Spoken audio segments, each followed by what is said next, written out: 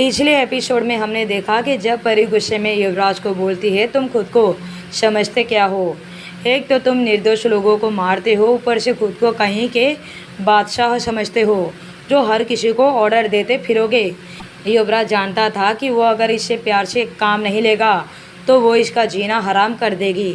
इसलिए उसने कहा, तुम चिंता मत करो, मैं तुम्हें सब कुछ बता दूंगा, लेकिन अभी नहीं। ये कहकर वो बाहर गया और बाहर से दरवाज़ा बंद कर दिया।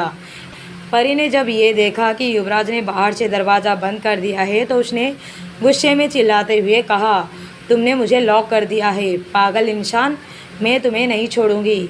उसके बाद वो गुस्से में जाकर बेड पर बैठ गई। थोड़ी देर के बाद किसी ने बाहर से दरवाज़ा खोला। परी एकदम से खड़ी हो गई, लेकिन जब उसने सामने देखा कि किसने दरवाज़ा खोला है तो वो एकदम से हैरान रह गई।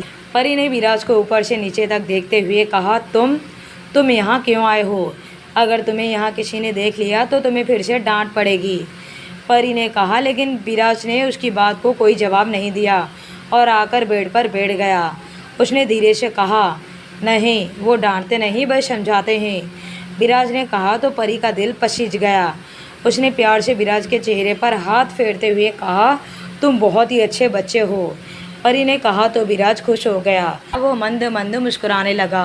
परी को एहसास हुआ जैसे उसका दिल किसी ने निकाल कर रख दिया हो। विराज सच में बहुत ही प्यारा लग रहा था, और तो और वो पूरा युवराज के जैसा ही दिख रहा था। काश वो उसका बच्चा होता। परी के दिमाग में एकदम से ख्याल आया, लेकिन उसने अपने ख्यालों को झटक दिया क्योंकि वो उसका बच्चा नहीं था। उसके पति ने किसी और से उसे पैदा किया था। ये सोचकर परी को ऐसा लगा जैसे किसी ने उसके ऊपर खंजर से वार किया हो। उसने मुट्ठी बंद कर ली। विराज ने धीरे से अपना चेहरा उठाया और देखा तो परी एक मूर्ति के जैसे खड़ी थी, अपने ही ख्यालों में खोई हुई थी। विराज जल्दी से बेड से कूद गया, जाकर परी का हाथ पकड़ लिया।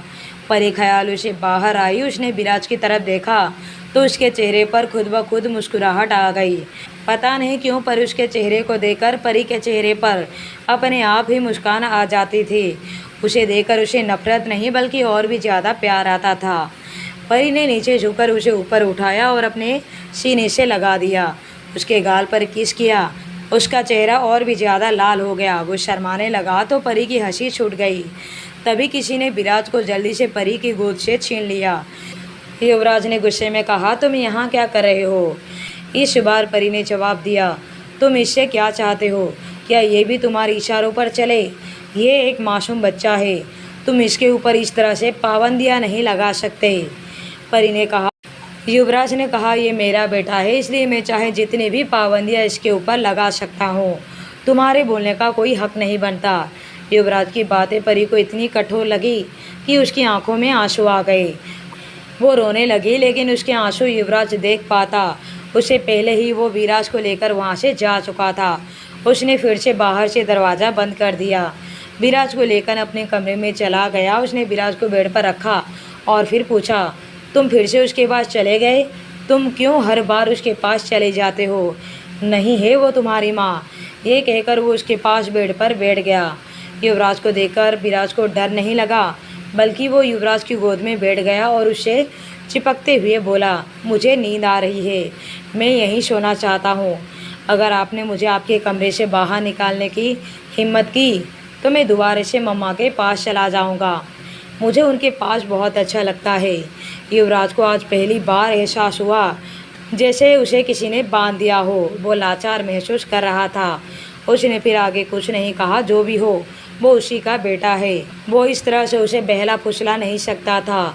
वो जब भी उसे झूठ बोलने की कोशिश करता तो उसके बेटा समझ जाता था कि वो झूठ बोल रहा है। उसने अपने छोटे शैतान की तरफ देखा जो इस वक्त किसी प्यारे पांडा की तरह उसे चिपका हुआ था। उसने उसे उठा लिया, सीने से लगाकर बेड पर ठीक से बैठ गया। उसने उसकी कमर को सहलाते हुए कहा, नाना जी आ रहे हैं, बेहतर होगा कि तुम दोबारा परी के सामने ना जाओ, उन्हें मम्मा ना बुलाओ। विराज ने युवराज से लिपटे हुए अपने टुकुर टुकुर आंखें खोली और कहा, क्यों? युवराज ने गहरी सांसें छोड़ी और कहा, क्योंकि वो परी को नुकसान पहुंचा सकते हैं। विराज उठकर बैठते हुए युवराज की तरफ देखा और कहा, क्या वो मम्मा को मार देंगे?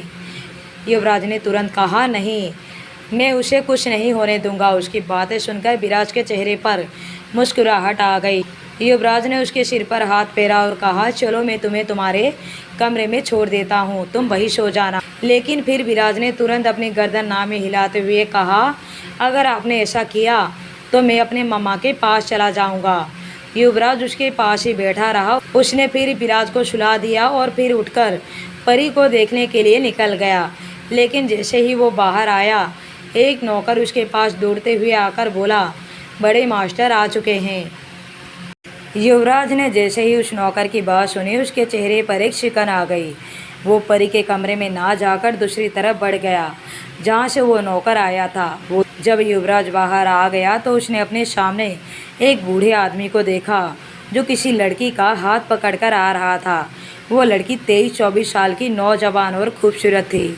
युवराज ने उस लड़की को एक बार भी नहीं देखा और जाकर सीधा उस बूढ़े आदमी को देखकर कहा, नाना जी। युवराज की आवाज़ सुनकर उस बूढ़े आदमी ने युवराज की तरफ देखा और देखते ही उनकी आंखें छोटी हो गई। उन्होंने कहा, आ गया हूँ मैं।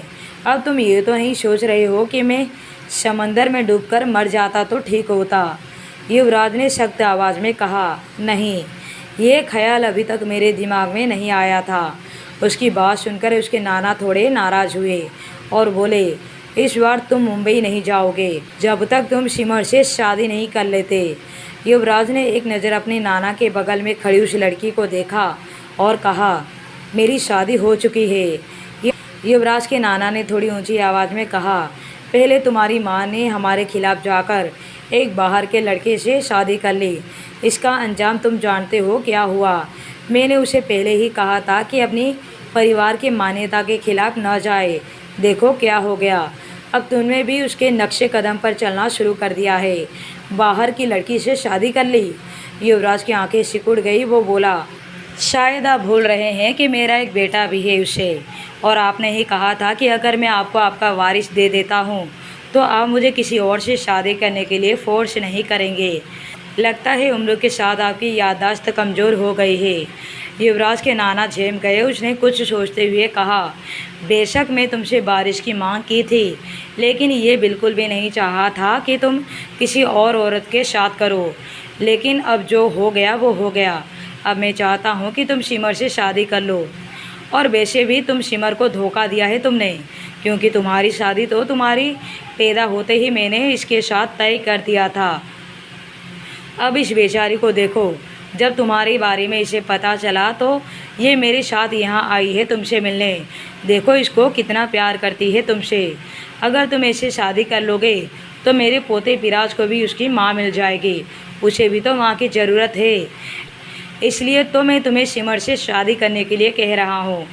युवराज का गुस्सा बढ़ गया। उसने नाना की बात सुनकर गुस्से में बोला, विराज की माँ अभी जिंदा है, उसे किसी और माँ की ज़रूरत नहीं है, समझे आप? उसके नाना ने गुस्से में कहा, अगर मुझे पता चल गया कि वो बाहर की औरत कौन है तो मैं उसे जान से।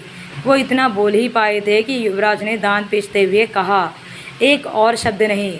अगर आपने एक भी शब्द आगे कहा तो मैं भूल जाऊंगा कि आप मेरे माँ के पिता हैं। ये कहकर वो गुस्से में वहाँ से चला गया। सिमर उन दोनों की बातें सुनकर घबरा गई। उसने युवराज के नाना से कहा, नाना जी, युवराज मुझे शादी नहीं करना चाहता तो रहने दीजिए, उसे फोर्स मत कीजिए। मेरा क्या है, मैं तो अपने मन में ही उसकी सुहागन बन चुकी हूँ। उसकी रूह ना मिले तो नहीं, मुझे कोई फ़र्क नहीं पड़ता। सिमर बेटा, तुम कितनी अच्छी हो, लेकिन ये बात उसे कब एहसास होगा? उसके नाना ने कहा तो सिमर बोली, नाना जी आप फिर से अपनी तबीयत ख़राब कर लेंगे। आप आराम कीजिए, लाइए मैं आपको आपके कमरे तक छोड़ देती हूँ। उधर युवराज विराज को सुलाकर बाहर आया था। उसी वक्त विराज की नींद भी खुल गई। थोड़ी देर आंखें खोले वो युवराज के आने का इंतज़ार करता रहा, लेकिन जब काफ़ी देर तक युवराज नहीं आया तो उसका चेहरा बन गया। तभी उसे परी की याद आई और वो फिर से उसके रूम की तरफ भाग गया। उसने परी के रूम के लॉक को बाहर से खोला और अंदर चला गया। उसने देखा परी बेड के किनारे पर निहाल होकर रो रही है। उसको इस तरह से रोते हुए देखकर विराज को बुरा लगा। उसने धीरे से कहा, बुरे डैडी मम्मा को रुलाते हैं। ये कहकर वो परी के पास आया और बेड पर चढ़कर उसके आंसू को अपने नन्हे से हाथों से साफ किया। परी अपने ख्यालों में थी। जब उसे किसी के स्पर्श का एहसास हुआ तो वह जल्दी से अपने होश में आई। सामने विराज को पाया। इधर उधर अपनी गर्दन घुमाई लेकिन उसे कोई और नहीं दिखा सिवाय विराज के। इसका मतलब है कि युवराज नहीं आया था।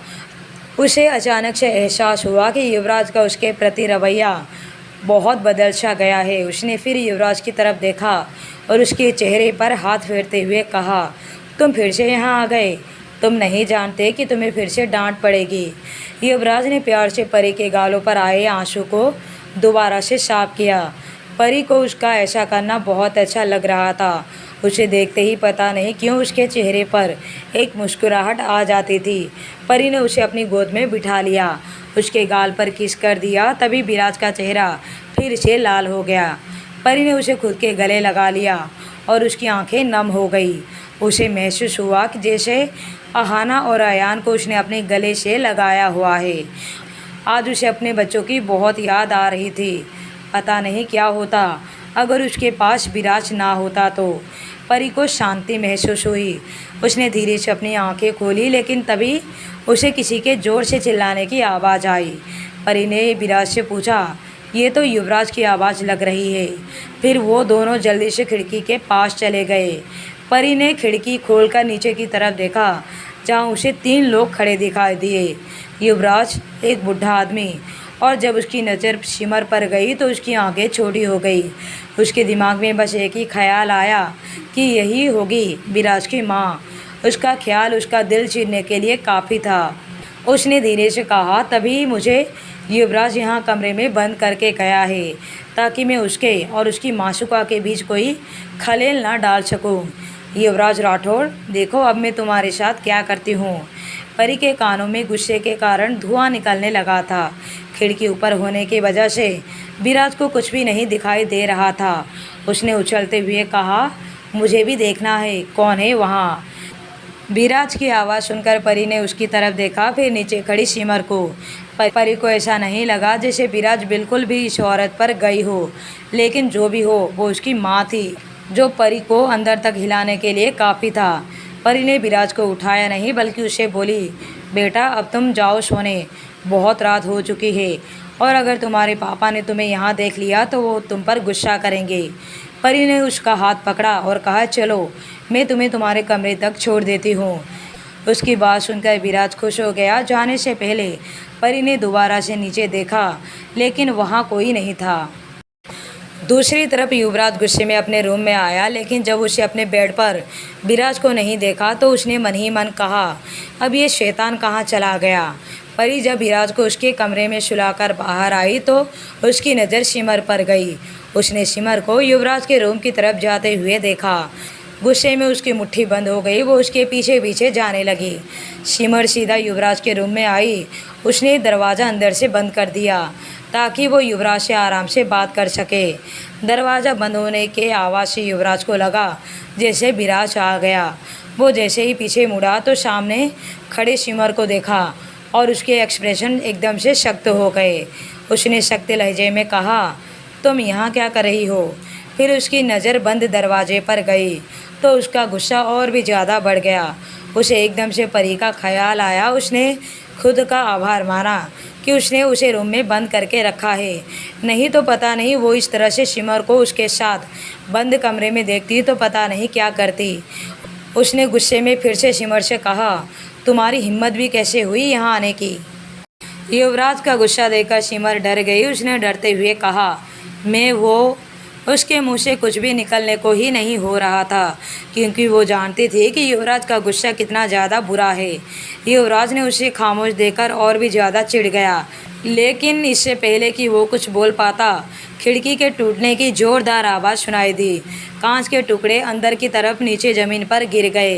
युवराज और सिमर दोनों एक साथ उस तरफ देखे, लेकिन पर्दा लगे होने की वजह से कुछ भी दिखाई नहीं दे रहा था।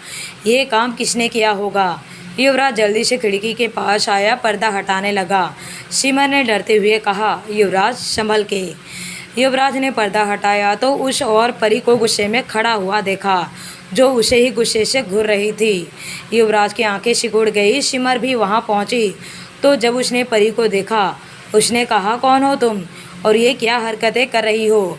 तुम्हें यहाँ किसने आने दिया? फिर शिमर ने युवराज की तरफ देखा और कहा, युवराज, मुझे तो ये कोई दुश्मन का प्यादा लगती है।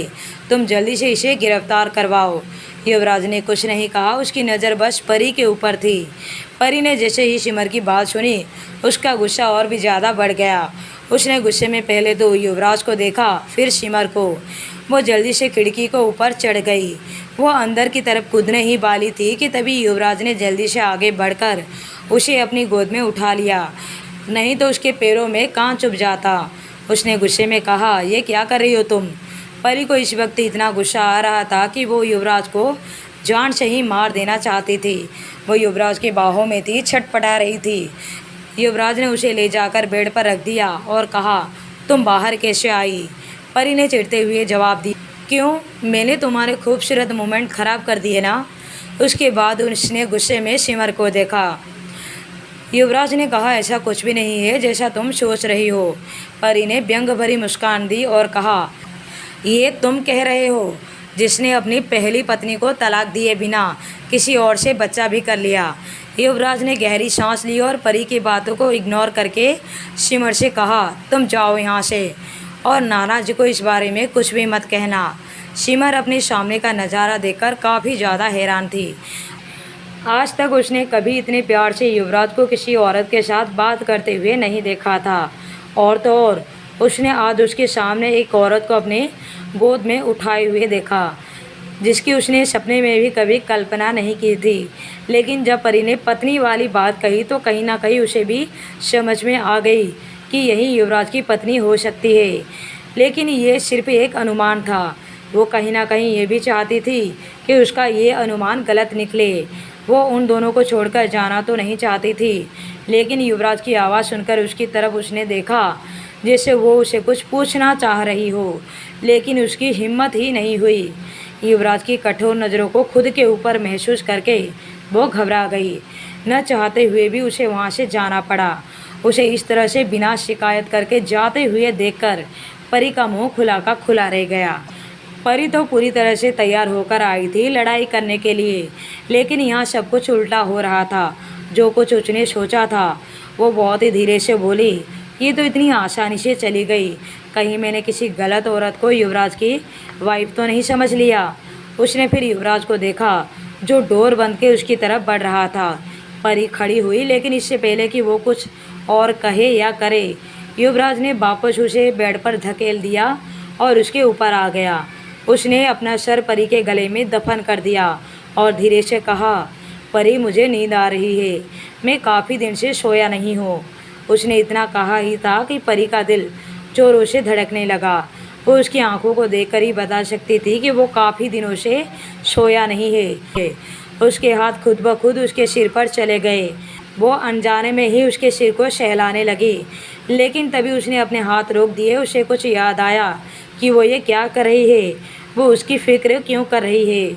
उसे तो उसके साथ झगड़ा करना चाहिए था, खरी खोटी सुनाना चाहिए था, लेकिन कहीं ना कहीं वो ऐसा कर भी नहीं पा रही थी।